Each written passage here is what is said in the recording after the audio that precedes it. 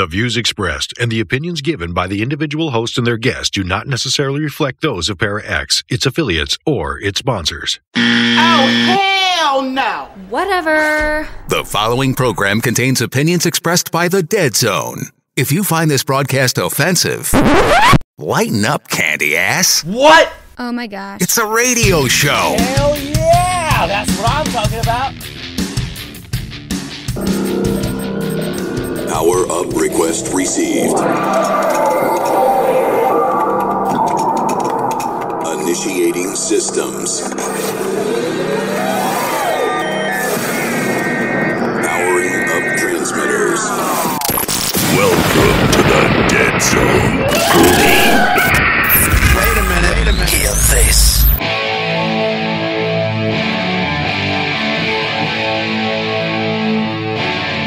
August 29th, Dead Zone Paranormal Radio Show. Welcome back. Our guest tonight's going to be an old friend of the show, Dan Allen. He is the owner and operator of Randolph County Asylum and Blackford County Jail. Blackford County Jail? I think so. We've been there a few times at Randolph, and believe me, if you haven't been, go. Lots of activity. But before we do that, of course, here's Michelle with Paranormal News. Hey, it's Michelle again, doing paranormal news and events on the Dead Zone.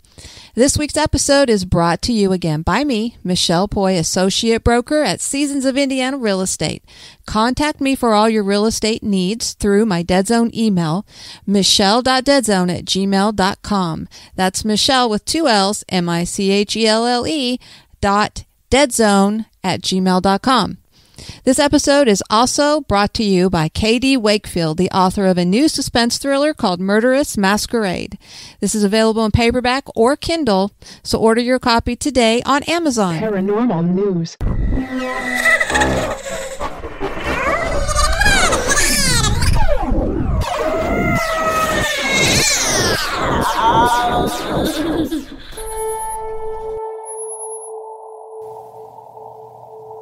Hey guys, I was doing some research trying to find a recent paranormal news article that I could read for you guys and talk about, but I really only found one that was of any interest to me on Coast to Coast AM. This was posted June 17th, 2021. Murder suspect in England blames centuries-old gin for double slaying. A murder suspect in England has put forward something of a strange supernatural defense for a double slaying that he is accused of committing, as the man contends that a centuries-old jinn is really responsible for the crime. According to a local media report, here we go again with names that I cannot pronounce, Shahbaz Khan is currently on trial for the murders of Dr. Saman Mir Sakarvi and her daughter Vian Mongrio, who were killed in October of 2020 in the community of Burnley. A contractor by trade who had done previous work at the family's home, he had been seen entering the residence on the day prior to the crime, and in a subsequent search of his house was discovered to be in possession of jewelry and money that had belonged to Dr. Sakarvi. Prosecutors in England understandably believe that they have an airtight case against Khan, which likely explains why he contends that a jinn was actually to blame for the double murder. Upon his arrest, Khan was placed in a jail cell wherein he threw himself across the room and onto his bed in an incident that he claimed was an attack by an invisible evil entity. In an interview with police the next day, the accused killer began undulating and informed them that they were speaking to a 620-year-old supernatural spirit named Robert Smith Wood, who happened to live in Dr. Sakarvi's home. The entity went on to claim that he had grown upset with alterations made to the residence and, in turn, smashed a mirror as well as moved a table to indicate his displeasure with the changes. At some point following the interview, Khan apparently reclaimed control of his body, as he later insisted that he had no idea how the mother and daughter were killed. Asserting that they were perfectly fine when he left the residence, he argued that the jinn infesting their home must have committed the crime. As one might imagine, prosecutors are not buying Khan's story, arguing to the jury at his currently unfolding trial that the man's actions while in custody were simply his way of trying to set up his defense to say he had been attacked in his cell by a supernatural spirit. They went on to muse to the court, was it real in his head that he threw himself across his cell to his bed, or was it a feeble attempt to pretend there was something wrong with his mental state? Ultimately, they called Khan's defense absolute nonsense, declaring that Dr. Sakarvi and her daughter were not killed by supernatural spirits. Beyond the pilfered property found in the man's possession, prosecutors also suggest premeditation on the part of the accused killer, as, following the double murder, the family's home had been set on fire, while web searches on his phone centered around whether or not fire could destroy DNA. And so, unless Khan's attorney can somehow find a way to get Robert the Djinn to take the stand, he's likely to be headed off to prison in the not-too-distant future. Your source for everything paranormal, Para-X. Now, I tried to find out if there were any other recent reports of demonic possession being claimed as the reasoning behind their actions. And what I did find was on WOWO.com. This is a radio station. They did a very short story back in November 15, 2018, called Suspect Claims Demonic Possession in Murder Case. This was in Fort Wayne, Indiana. A Fort Wayne man accused of murdering his own mother last month told police he was possessed by demons and Adolf Hitler. That's according to court documents in the case of 34-year-old Jason Stace. The Journal-Gazette reports his lawyer filed the documents to ask a judge for a mental evaluation in order to see if he is competent to stand trial. The paper reports his attorney also indicated that they'll be relying on a defense of mental disease or defect. Police say that he admitted to punching, biting, and choking Joy Stace in their home on October 24th. So then I found another one. Now this is on NBCWashington.com. And this one, hold on, gotta scroll up. This one was dated May 24th, 2018. Suspected gunman spoke online about demon possession. The man suspected of shooting 3 people inside an Oklahoma City restaurant before being fatally shot by bystanders had no obvious connection to the victims or the restaurant and was legally authorized to carry a firearm. Investigators are trying to determine a motive behind the Thursday night attack that wounded 4 people, according to Oklahoma City Police Captain Bo Matthews. He said the only interaction police had with the suspected gunman, 28-year-old Alexander Tilghman, was during a domestic assault and battery call when Tilghman was 13. A police report from that 2003 incident indicates that Tilghman was arrested after his mother told police he punched her several times during a dispute over a vacuum cleaner. Matthews said Thursday's shooting appeared to be random, but noted that Tilghman drove to the restaurant and wore protective gear for his ears and eyes. It looked like his mind was made up that he was going to discharge his firearm once he got there. Matthews stressed that the investigation was ongoing and confirmed that Tilghman's mental health was being looked into. On a Facebook page that police said belonged to Tilghman, the man posted a video in which he claims his television is possessed by the devil. The page uses the same profile photo as a YouTube channel where a man that appears to be Tilghman also describes demons possessing his TV and being surrounded by computers.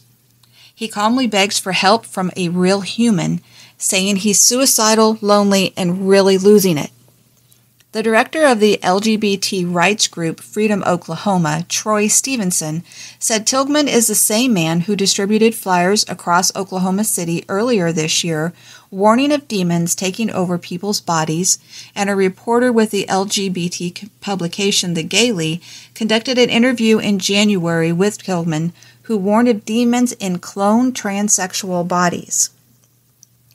Flyers with similar messages were plastered all over a vehicle that Tilghman drove, said Ryan Biolak, who said he frequently saw Tilghman at his apartment complex in northwest Oklahoma City. Bulak said he saw Tilghman acting strangely Wednesday night. He was twitchy, grabbing his hair, and acting weird. I was uncomfortable and definitely wanted to get away from him. A man who identified himself as Tilghman's brother told television station KOCO that Tilghman needed mental health treatment, saying, "Nobody reached out to him, he was crying for help." Tilghman was licensed as an armed security guard, which authorized him to carry firearms, said Gerald Conkler, General Counsel for the Oklahoma Council on Law Enforcement Education and Training. The council certifies law enforcement officers and other armed personnel across the state. Obtaining such a license requires a background check and at least 72 hours of training. A woman who answered the phone at the home believed to belong to Tilghman's mother declined to comment when contacted by the Associated Press. Police said Tilghman was armed with a pistol when he opened fire inside Louis on the Lake around 6:30 p.m. on that Thursday. A 39-year-old woman and 2 girls were shot and wounded, while an unarmed man broke his arm while trying to flee. All 4 victims were in good condition Friday, according to the police.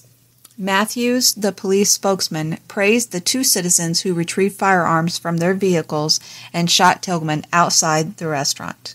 They were able to shoot the suspect and put an end to a very dangerous situation. Now, this story goes on quite a bit longer, so if you are interested in reading that, again, that is on NBCWashington.com. Now, the next story that I picked is one that's known a little bit more. This is the Hartford Courant. The killer's defense was demon possession. This was dated April 12, 2014, but the incident took place quite a bit before that. At first, the 1981 stabbing death of 40-year-old Alan Bono of Brookfield looked like a routine argument gone awry. Police referred to it as an open and shut case. But then came Arnie Cheyenne Johnson's defense, the devil made him do it. With the help of a pair of famed paranormal investigators, Johnson's defense attorneys sought to prove the 19-year-old killer was innocent because he had been possessed at the time of the killing. It would be the first time a possession defense was used in an American courtroom. Bono was stabbed several times in the chest and stomach on the lawn of Brookfield Kennels, which he managed, around 6:30 p.m. on February 16, 1981. About an hour later, police arrested Johnson, described as a small, blond, fair-skinned man, on a murder charge. The 2 men had allegedly been arguing over Johnson's girlfriend before the stabbing occurred. Days after the stabbing, clergy members, paranormal investigators Ed and Lorraine Warren, Johnson's mother, and his girlfriend all claimed Johnson had been possessed at the time of the killing. The Warrens told police that since July 1980, Johnson had participated in at least 3 exorcisms involving his girlfriend's 11-year-old brother David, who purportedly had been inhabited by 43 demons. During one of the rites, the Warrens told police Johnson leapt up and cried to the demon, "Come into me, I'll fight you, come into me." The Courant reported on February 27, 1981. From that time on, he was possessed, they said. Although police ordinarily would disregard such unusual claims, the Bridgeport, here's another one, diocese's involvement changed things. Brookfield priests called in the diocese after they heard the 11-year-old's story that he had recently entered a Newton house, sat on a waterbed, and suddenly was confronted by an elderly man with hooves, whose image was soon joined by men in grotesque costumes, the Warrens told police, according to the Courant. Shortly after Bono was killed, the diocese stopped commenting on the boy's case, but a spokesman did acknowledge that a priest had been assigned to investigate the boy. The spokesman told the Courant it was the first time the diocese had assigned an investigator to look into diabolical possession. Johnson was present for the exorcisms and soon began to display violent behavior. At one point, he reportedly put his fist through a chest of drawers, growling like an animal, and then couldn't remember the incident, the Courant reported. "We knew this case would end in tragedy. It was inevitable," Lorraine Warren told The Current. "But Arnie was the last one we would have ever thought it could happen to." Before Johnson was indicted on March 19, 1981, Waterbury lawyer Martin J. Manella offered to take on his case for free. Manella's plan to pursue the unprecedented demon possession defense was widely publicized.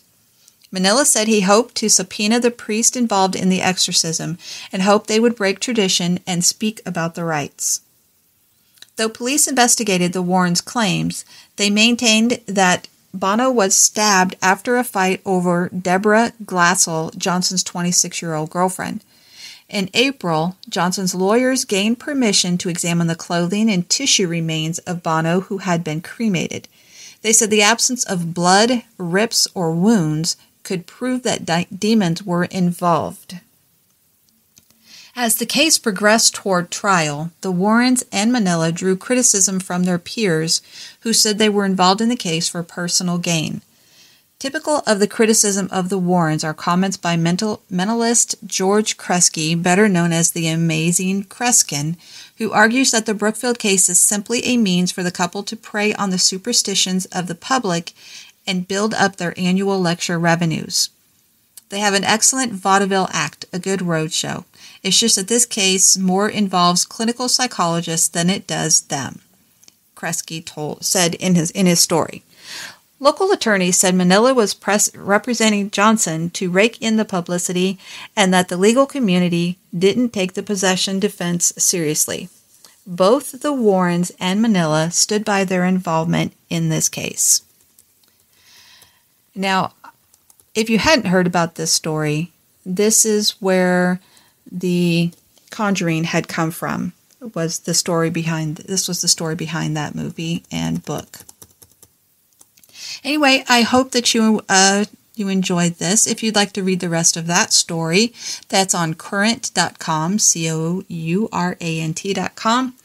And that is it for this week. I hope you enjoyed the 3 parts of this story. Actually, I guess there were 4. The 4 parts of this story. And anyway, if you know of any real demonic possession that caused people to act out of character, email me at michelle.deadzone@gmail.com. michelle.deadzone@gmail.com. Thanks so much, guys. Hello, this is Christopher St. Booth, and you're listening to The Dead Zone.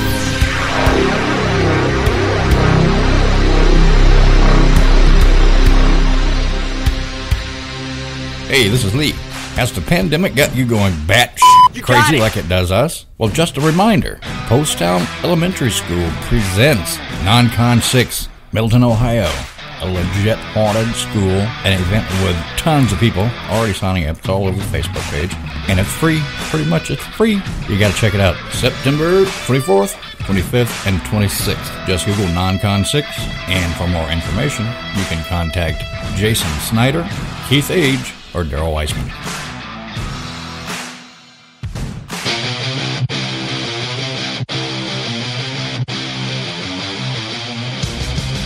A band or know of a band that is currently unsigned and looking for airplay for free. We want to hear from you.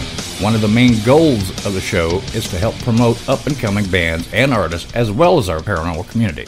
Getting your name out there can be tough, especially these days. Shoot us an email, deadzonebooking@gmail.com. If your music fits our genre, hard rock, 80s, 90s metal, and new metal, we want to help.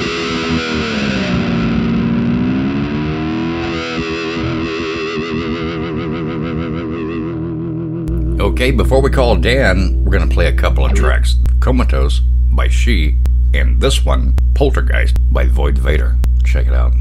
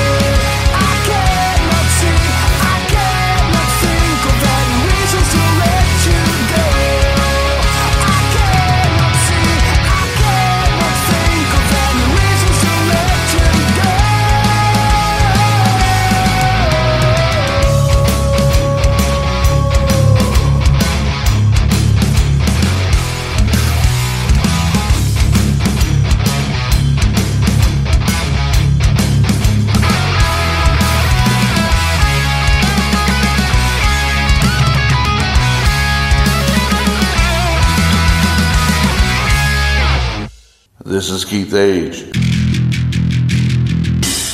and you're listening to The Dead Zone.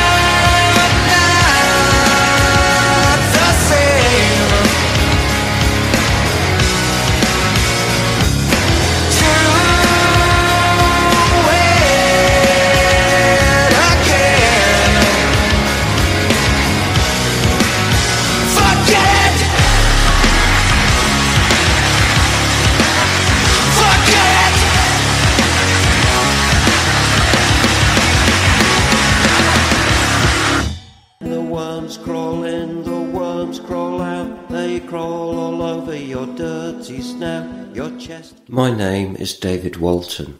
I am a vocal performer for What Are You Afraid Of? Horror and Paranormal show. And I have carried the burden of a terrible secret. I am actually what is offensively called a ghost. For years now I have concealed my ectoplasmic existence from my friends and family in fear of a common prejudice against ghosts, or what we like to call the disembodied. I have existed frightened of being discovered, unable to do physical acts that the embodied take for granted, such as walking a squirrel or drinking a glass of vitamin E milk fresh squeezed from a whale. I grew depressed and even considered acts of self-harm or reincarnation, which is suicide for the disembodied. Such movies as Ghostbusters and its sequels drove my feelings of disenfranchisement, and I began looking for help, only to encounter painful exorcisms in the houses I haunted. Then I met two good people, it says here, Fox and Phil, at What Are You Afraid Of? Horror and Paranormal. And they helped me take control of my own life. Now, it is my choice whether I wish to make phantom bangs in the night, appear at the foot of your bed in darkness, or make your walls bleed. If you are a disembodied person like I am, and you're living a lie, What Are You Afraid Of? Can help you too. They are on at 9 p.m. on Friday nights at Para X Radio, leaving plenty of time for midnight haunting activities, and can be found on all major podcast services. Listen to their paranormal stories, interviews, humorous sketches and horror fiction to know that you are not alone. And if you are a member of the Embodied, don't forget, you are only a single heart attack or tumour away from becoming one of us. This is David Walton. See you on the other side. Or as I call it, this side. And that is the end of a perfect day.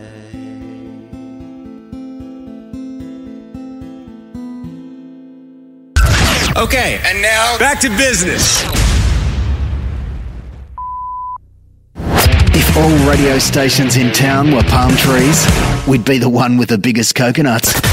Now, here are the one, the only Dead Zone. Okay, here we go. Calling Dan Allen. Hello? Are you there, bud? Can you hear me all right? I can hear you, yeah. Yeah. There's going to be a bit of delay, like I said. Well, welcome to the show. Yeah. So how's it been going? How's everything been going? Can you hear me? Yeah, you're kind of coming and going. Let's see if I got a good signal. Yep. Okay, good. Okay. I was going to say, how's everything been going for the past, it's been like 2 years or maybe 3? Oh, it's really starting to really go. The more shows we're on, the more people want to come in and see it one way or another. History tours, or do their own investigations, or just check out the architecture. Right. Now we've been, and we're talking. Well, right now we're going to talk about Randolph. I mean, we've been there on several occasions, and that place is phenomenal. I mean, it's great. I mean, we had, I'm going to say, one of the best K2 and EVP responses down in Ida's cell, right? I mean, it was amazing. That's on our website too, by the way. You guys can check that out. Yeah, I will. Okay. Yeah. Yeah. Good. Glad to hear you got some good results here. Oh man, it was fantastic. Yeah.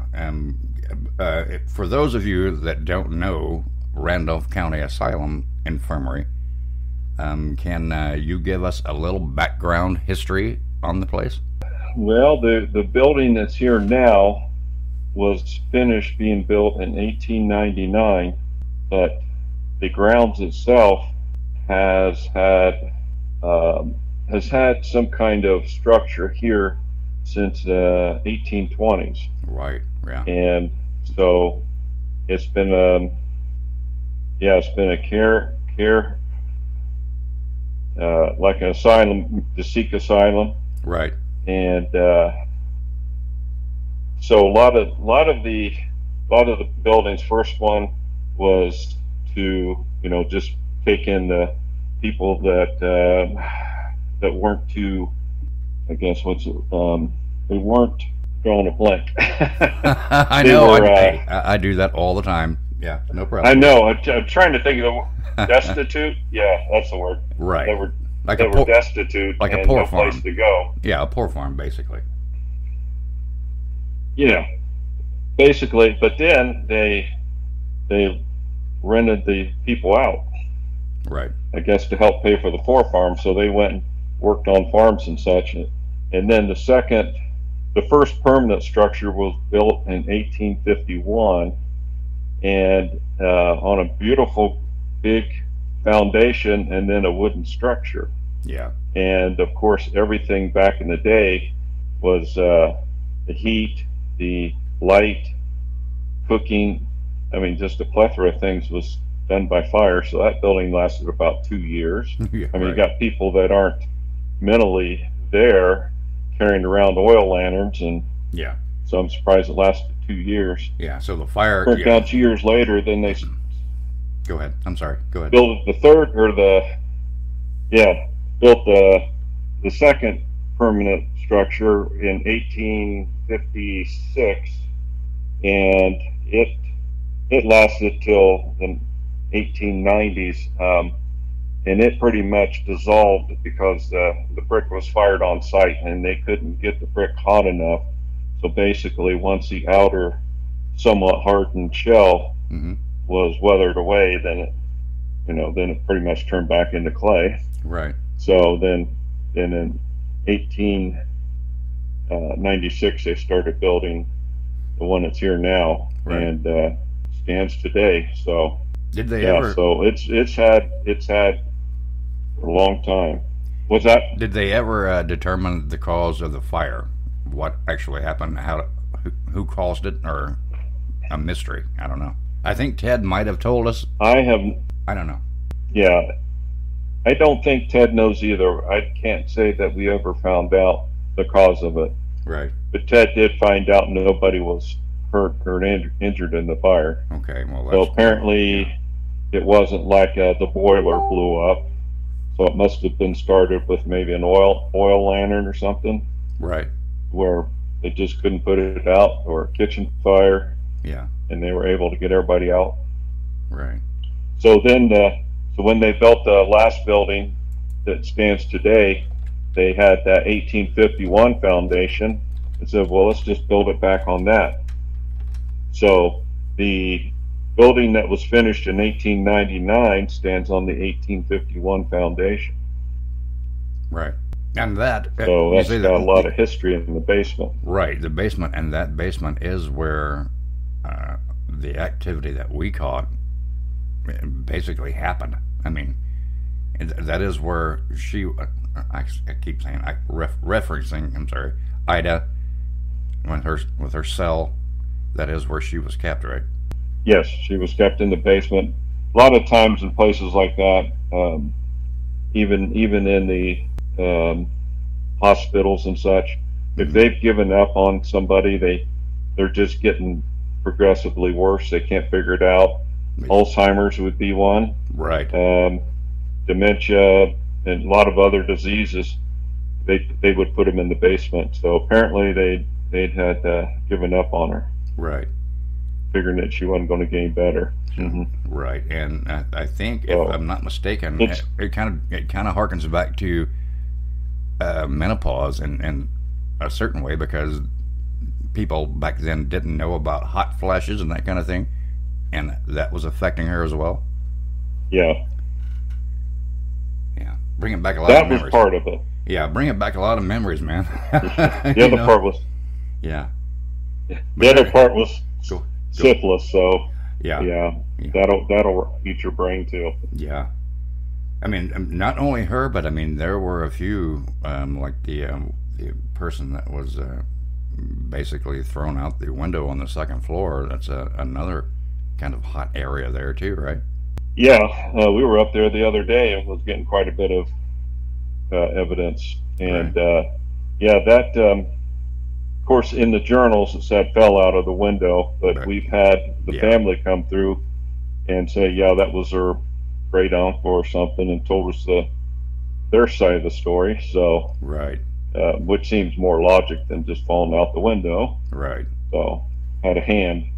Yeah, I mean, like had a hand going out the window. Yeah, like in the tour, Ted will tell you some of these stories, and it was not only for mentally disabled and that kind of thing, but you also had kind of a thug group going upstairs, right? During the wars, yeah. During World War II. Right. If you weren't mentally fit to be in the war, then you had problems, and if they ended up out here, then you had even more problems. Right. Then the clique starts, and a lot of bad things happen. But it is a beautiful building, man. I love it. I hope we can come back someday. I know the Booth brothers have filmed there, and I know I think the Ghost Adventure crew had filmed there too, right? Yes. Right. And we've had quite a few of those groups come through. We're still looking for some more of the some of the groups to come through. But I guess if you're out of L.A. or Las Vegas, pretty far east. So but hopefully they'll get this way. Oh yeah, absolutely. But like I say, it's a great place, and it's located in Winchester, Indiana. If you guys want to go check it out, you have to. It's awesome, I guarantee you. And the website for it is, I'm sorry, what is the website for it? Yeah, the website is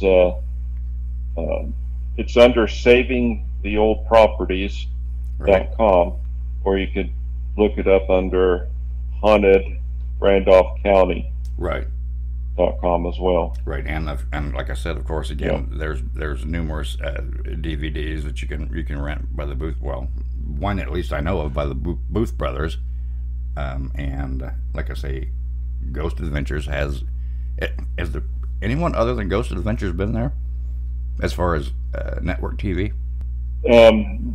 We did have Paranormal Lockdown. Okay, yeah, all right. They were there. At first, pretty much after we first got it. Right. And then we had, let me think of the name. It'll come to me. I know. I can't. Yeah, I know. Because it doesn't sound like a paranormal group. Right. Hopefully you can remember for me. Oh, yeah, you're asking the wrong dude. But, it'll come to me. Yeah.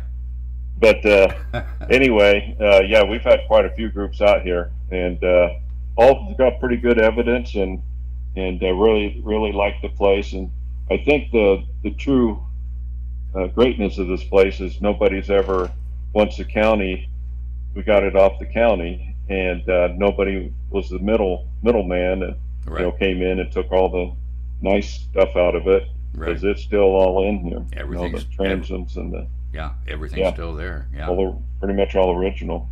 Right.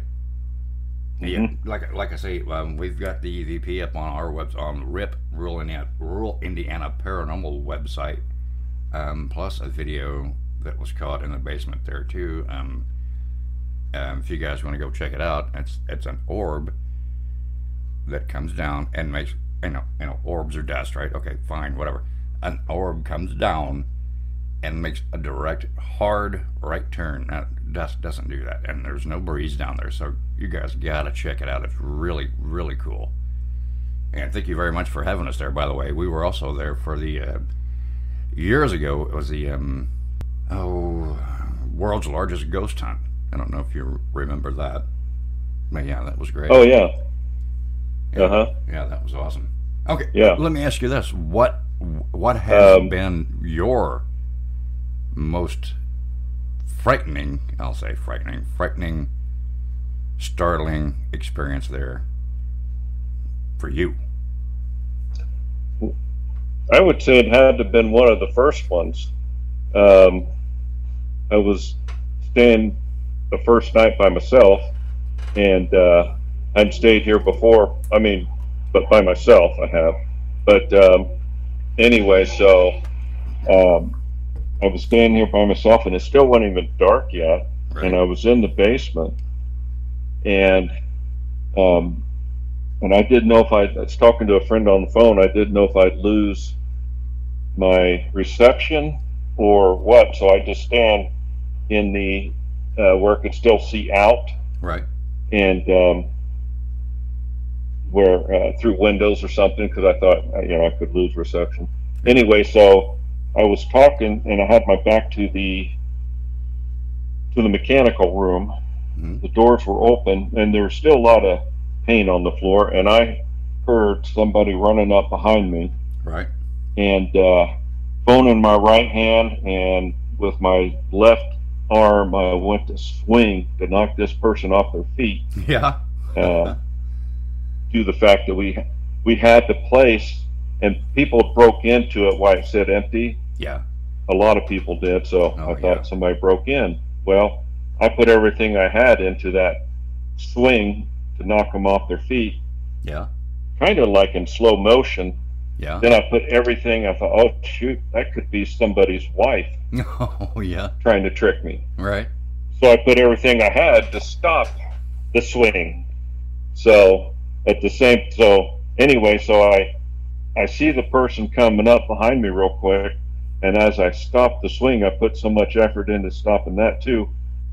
As I was arching my back, thinking they were going to hit me, then I end up taking my eyes off them for a second. But right before I took my eyes off of them, they shuffled their feet together and folded their hands in front of them and put their head down. Oh. And then I lost view of him, and when I regained, he was gone. But it was such a little person, maybe 5 feet tall, less than 100 pounds, and it was sweltering hot that night. It was in August, and this person had a full thick winter coat on with stuffing coming out, some kind of dark pants, and towels wrapped around their head vertically, like they were trying to keep their ears warm. Right. That's odd. So that's very odd. Yeah. Yeah. So what I thought was going to be something mean ended up not. Right. Well, I found out about 6 months later.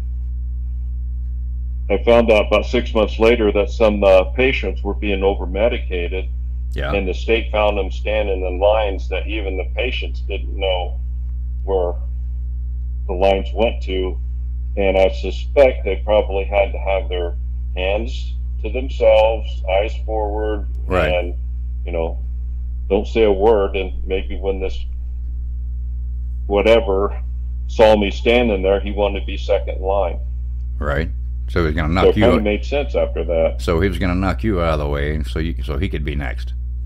Right. Wow.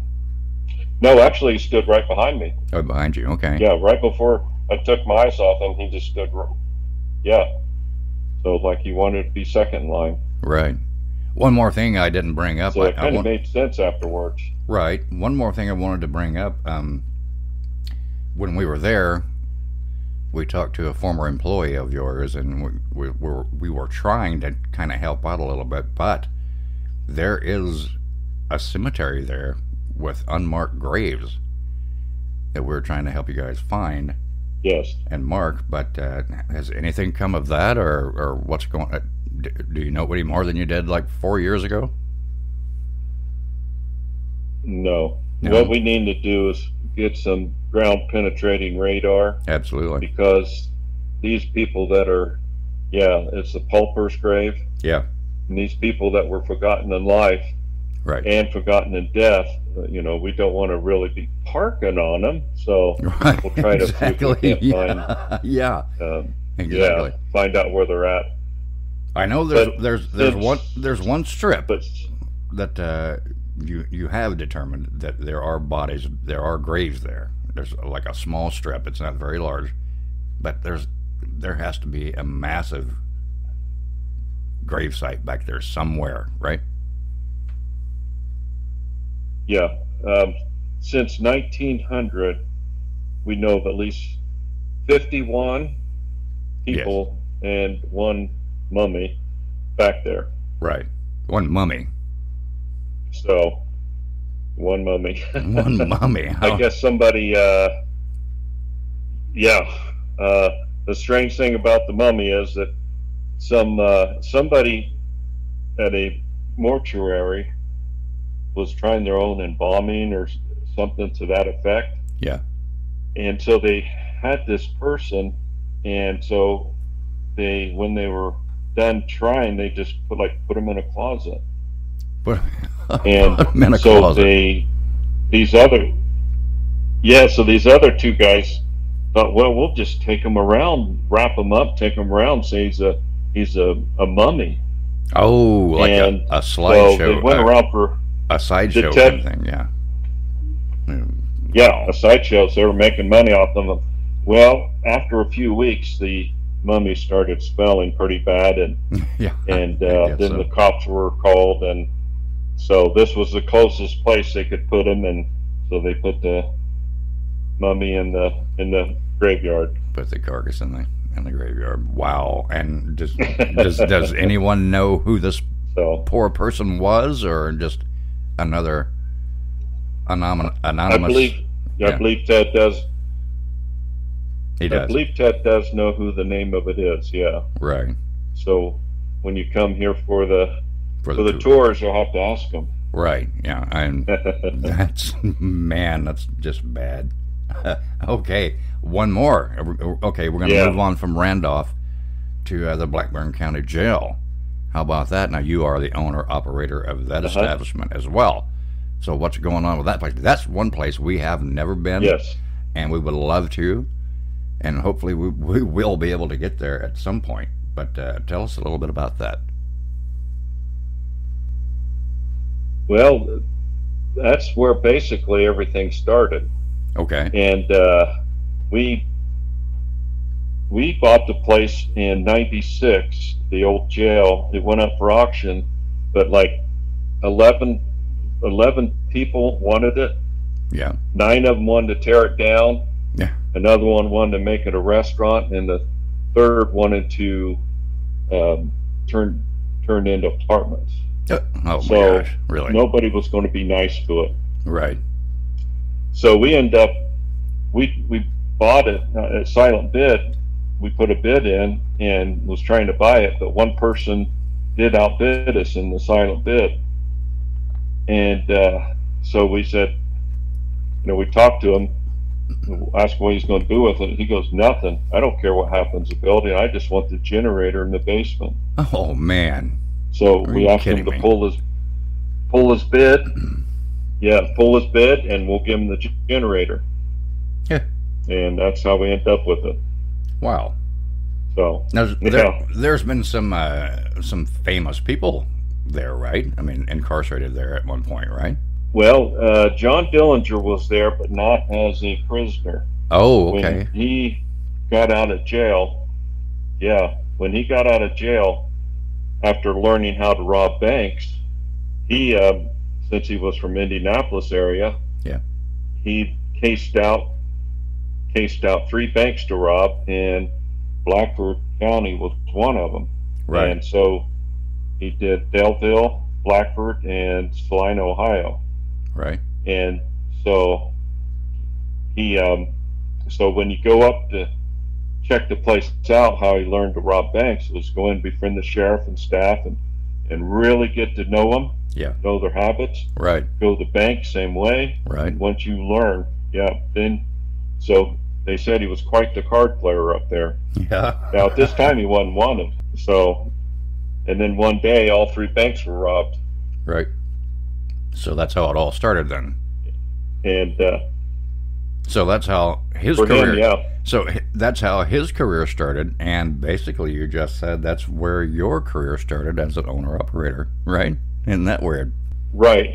And, well, see, that history would have got torn down had we let, if we didn't try to save it. So luckily we did save it. Right. Now, there's got to be more to... He was able to get it.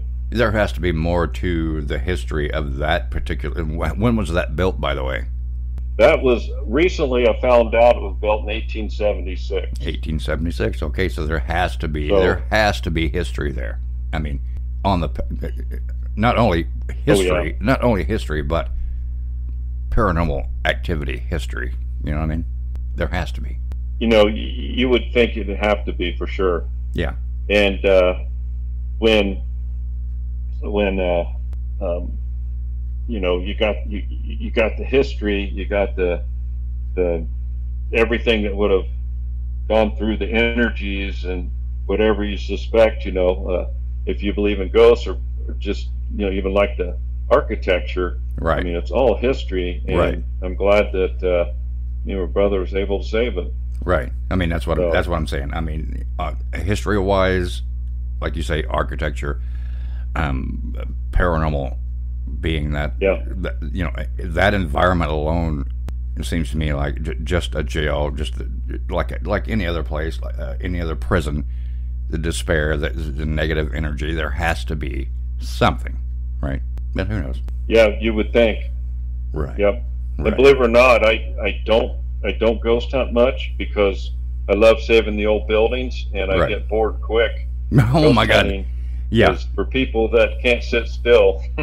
Well, you don't want to be a ghost hunter. That is not the thing to do. You don't want to be a paranormal investigator if you don't like sitting still, because it's not like TV, right? I mean, it's sitting on your butt for 8 hours. Exactly. You're right.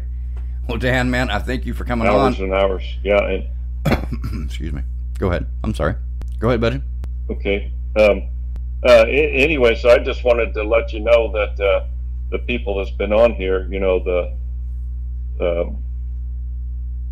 hearing something else. Anyway, I'm sorry. Kindred Spirits. Yes. Was the other show I was trying to think of. There you go. Yeah, I know those guys. Yeah. And they did a great job. Now, have they been to the jail, or it's just have they been to the jail or just the asylum? No. Okay. Right.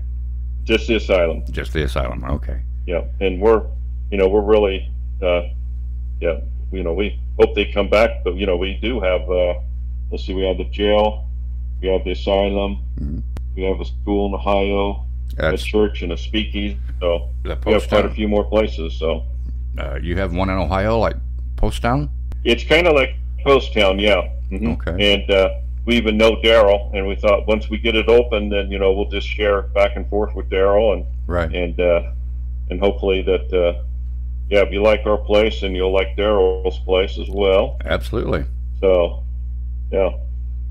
All right, man. Again, we're going to run out of time. I appreciate you coming on, and we hope that you will come back on again, because there's a lot more we're going to talk about, because you just told me you have 2 more places that I didn't know about. So we're going to have you back on and tell us about those too.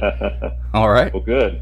All right, man. Thank you very much. And guys, the websites are, go ahead and let them know.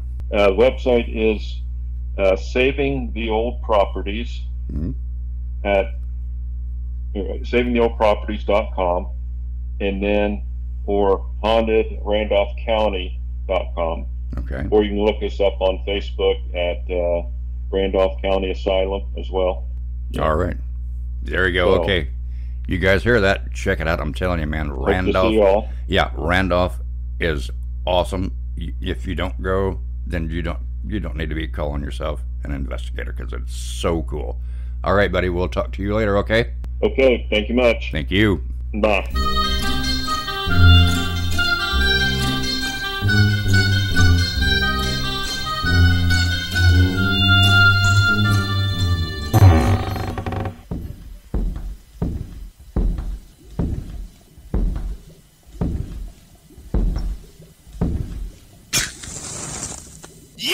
I found it at last! Marla's Sacred Cauldron. This is the legendary artifact that has been whispered about in hushed tones for hundreds of years, and now it's mine! All mine!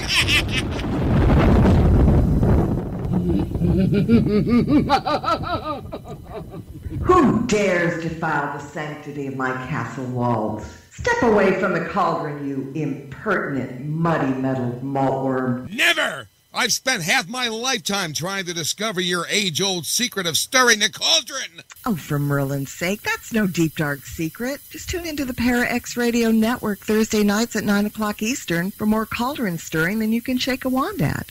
Oh, well, in that case, I guess I don't need to take up any more of your time, so I guess I'll be going. Not just yet. We've got a little unfinished business to take care of.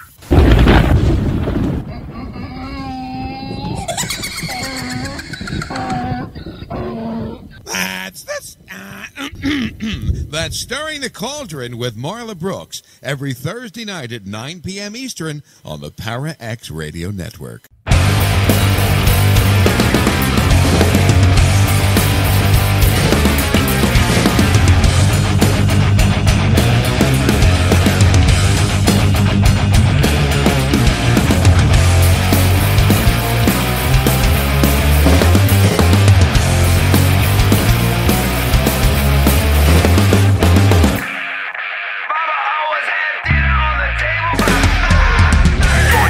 Never quite walk right a bit.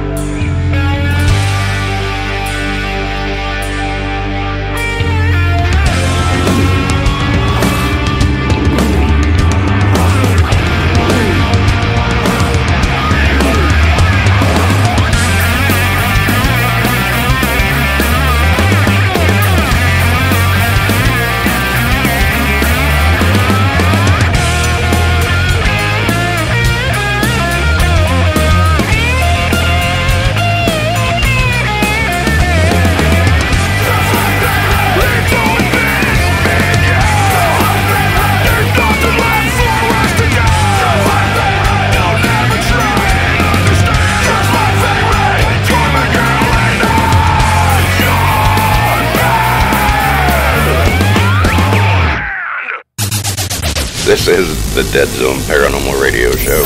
Thanks for listening.